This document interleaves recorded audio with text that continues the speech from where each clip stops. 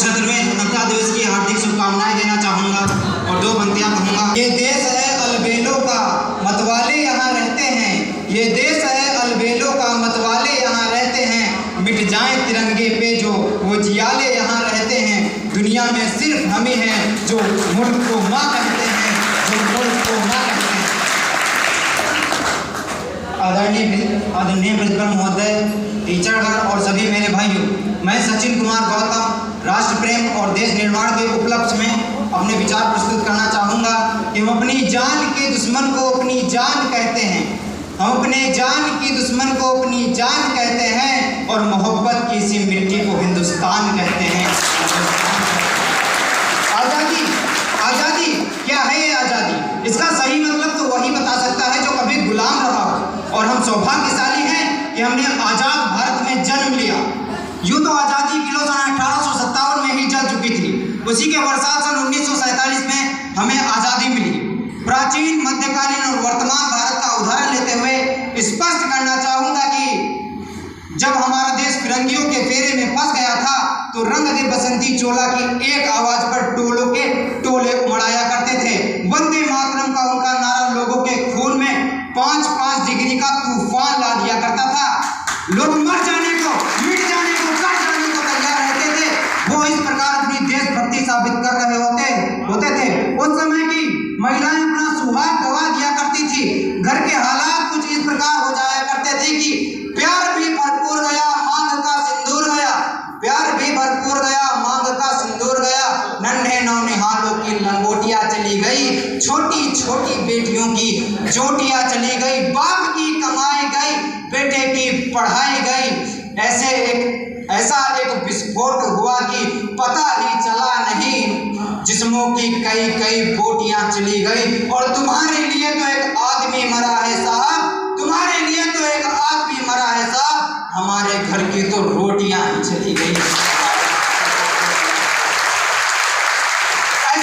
ऐसे हालात पैदा हो जाने के बावजूद भी वो माँ अपने पुत्र को सरहद पर भेज दिया करती थी और अपने पुत्र से कहती थी, खत लिखवाकर अपने पुत्र से कहते थे कि बेटा, अम्मा ने खत लिखा है बड़े ही चाव से, बेटा मर जाना, कट जाना, एक इंच कट जाना, लेकिन अपने कदम पीछे ना हटाना। इस प्रकार पूरा देश अपनी देशभक्ति में सहायता कर रहा होता था।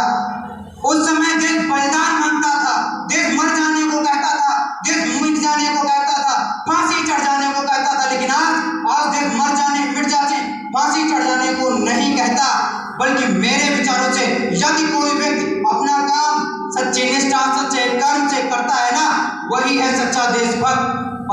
और मैं नहीं मानता कि व्हाट्सएप, फेसबुक की डीपी को 3 रंग में रंगना ही सच्ची देशभक्ति है। और अगर तुम कहोगे कि साल में 2 बार तिरंगों को पकड़ लेना देशभक्ति है, तो मैं पूछना चाहूंगा कि फुटपाथ पर रहने वाला वो बच्चा ट्रैफिक की छांव में नंगे पांव में तिरंगा बेच रहा होता है, तो क्या उसकी देशभक्ति होती है? नहीं, या उसकी देशभक्ति नहीं, उसके पेट के भूख की शक्ति होती है जो उसे ऐसा करने पर मजबूर कर रही होती है। क्योंकि न मस्जिद नजर आती है, न शिवालय नजर आते हैं। न मस्जिद नजर आती है, न शिवालय नजर आते हैं। जो पेट के भूखे होते हैं ना, उन्हें केवल और केवल भोजन के निवाले नजर आते हैं, भोजन के निवाले नजर आते हैं। अपने परिवार, अपने समाज, अपने राष्ट्र के लिए समर्पण का भाव है देशभक्ति। हर एक देशद्रोही के जीवन में आने वाला तूफान है देशभक्ति, ताकि वो देशद्रोही भी जान सके कि अगर तू परिंदा है तो ये आसमान तेरा है, अगर तू परिंदा है तो ये आसमान तेरा है, और अगर तू दरिंदा है तो ये शमशान तेरा है। भाईचारे से रहना है तो रह इस जमीन पर, वरना ये कब्र भी तेरी है और कब्रिस्तान भी तेरा है, कब्रिस्तान भी तेरा है।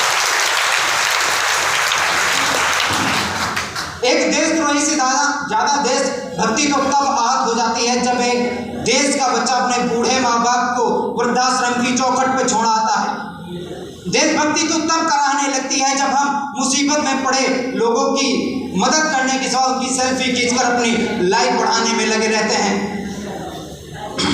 देशभक्ति तो तब करा उठती है जब हमारे देश के युवा जिसके ऊपर जिम्मेदारी है अपने देश, अपने वतन, अपने राष्ट्र को आगे ले जाने की, वही युवा 4x4 इंच की छोटी सी स्क्रीन पर अपने कोमल उंगलियों के घर्षण मात्र से अपने भावनाओं की इमोजी भेजा करता है।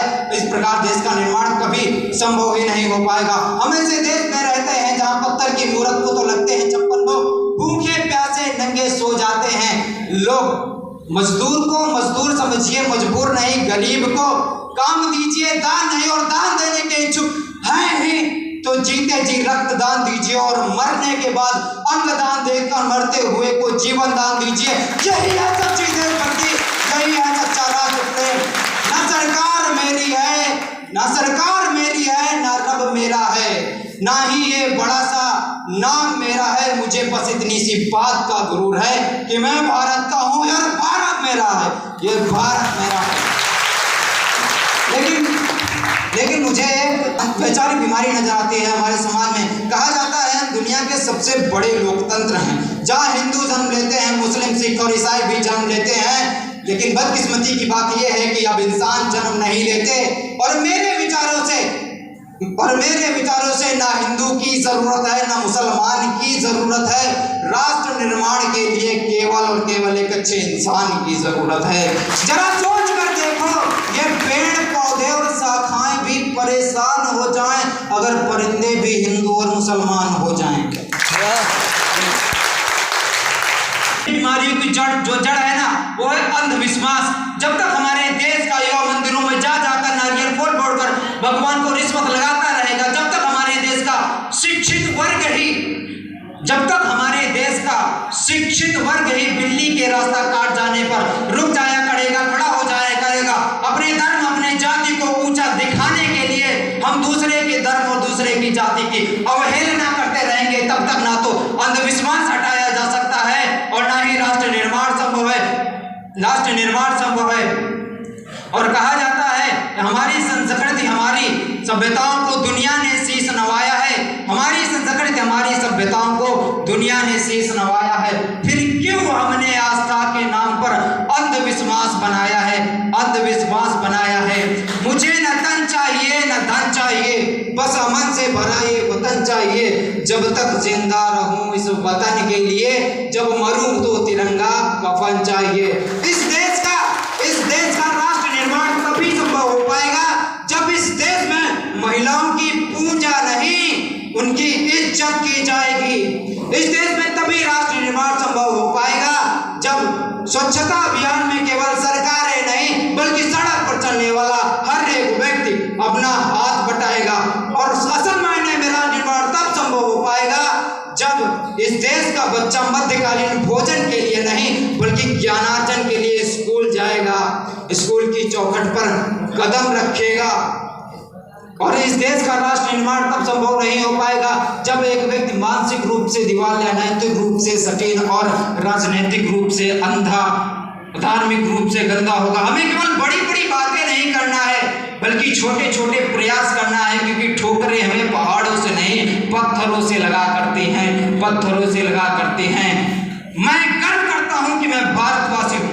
आई proud to be an Indian. इसलिए मैं सल्यूट करता हूं सरहद पर तैनात हर उस जवान को, पुलिस प्रशासन और किसान को, और हर उस इंसान को जो अपना काम सच्ची ईमानदारी, सच्ची निष्ठा और पूरे कर्म से कर रहा है, क्योंकि इन लोगों के बिना राष्ट्र निर्माण की कल्पना करना भी असंभव सा लगता है। और आज इस मंच पर मैं सचिन कुमार गौतम अपनी पूरी जिम्मेदारी के साथ भारत मां का पुत्र होने के नाते ये कहता हूं, हमारा राष्ट्र निर्माण तभी संभव हो पाएगा जब हम और आप सब हाथ मिलकर आगे बढ़ेंगे। क्योंकि हमारे देश की जिम्मेदारी नहीं है हमें आगे ले जाने की, बल्कि हमारी जिम्मेदारी है अपने देश, अपने राष्ट्र, अपने वतन को आगे ले जाने की। आज समय कम पड़ जाएगा लेकिन मेरे वाक्य नहीं, अंत में बस इतना ही कहना चाहूंगा, हमारा भारत महान था, महान है, महान रहेगा अगर होगा हौसला दिलों में बुलंद। लेकिन पाकिस्तान भी जय हिंद कहेगा, और पाकिस्तान ही क्यों सारा जहान जय हिंद कहेगा, क्योंकि सारे जहां से अच्छा हिंदुस्तान।